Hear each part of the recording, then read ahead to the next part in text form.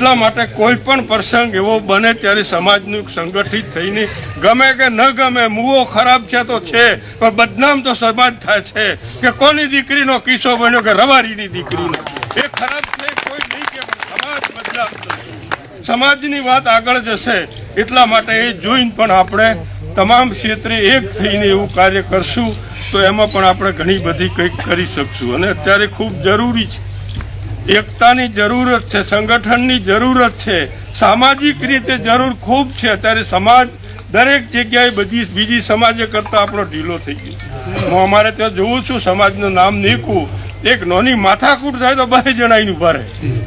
2 જણાઈને ઉભા રહે તેમ આમ કર્યું છે એની ભૂલ હોય તો આઈને ઉભો રહે